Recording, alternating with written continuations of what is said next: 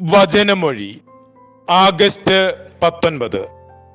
വചനഭാഗം 1 കോരിന്തോസ് 9:24-27, മർക്കോസിന്റെ സുവിശേഷം 12:28-34.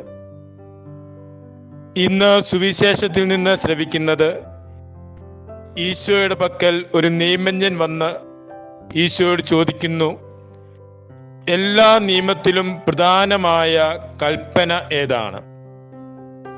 ഈശോ പ്രതിവചിച്ചു, ഒന്നാമത്തെ കൽപ്പന ഇതാണ്: നമ്മുടെ ദൈവമായ കർത്താവ് ഏക കർത്താവാണ്.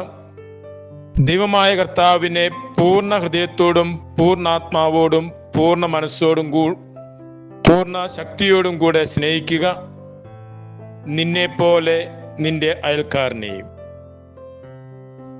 പഴയ നിയമത്തിലെ നിയമങ്ങളെല്ലാം സംഗ്രഹിച്ചാൽ എടുത്തു കാണിക്കാവുന്ന നിയമം ദൈവത്തെ സ്നേഹിക്കുക, മനുഷ്യനെ സ്നേഹിക്കുക. 10 കൽപ്പനകളിലും ആദ്യ കൽപ്പനകൾ ദൈവത്തോടുള്ള കടമകളും പിന്നീടുള്ള കൽപ്പനകൾ മനുഷ്യനോടുള്ള ബന്ധത്തെയും കുറിച്ചാണ്. ഈശോ സ്വർഗസ്ഥനായ പിതാവേ എന്ന പ്രാർത്ഥന പഠിപ്പിച്ചപ്പോഴും ഈശോ പ്രാർത്ഥിക്കാൻ പഠിപ്പിച്ചത് ദൈവത്തെ മഹത്വപ്പെടുത്തുവാനും സഹോദരങ്ങളുമായി രമ്യതയിൽ സ്നേഹത്തിൽ ജീവിക്കുവാനുമാണ്.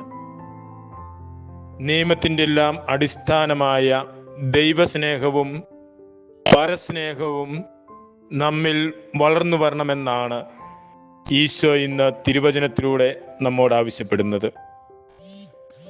പൗലോസ് ശ്ലീഹ കോരിന്തോസുകാർക്ക് എഴുതിയ ലേഖനത്തിൽ ശ്ലീഹ നമ്മെ പ്രബോധിപ്പിക്കുന്നതും, ഒരു കായികാഭ്യാസി കിരീടം നേടുന്നതിനു വേണ്ടി ആത്മനിയന്ത്രണം നടത്തി കഠിനാധ്വാനം ചെയ്യുന്നത് പോലെ ജീവന്റെ കിരീടം നേടുവാൻ വേണ്ടി ആത്മനിയന്ത്രണം നടത്തി വിശുദ്ധിയിൽ ജീവിക്കണമെന്നാണ്.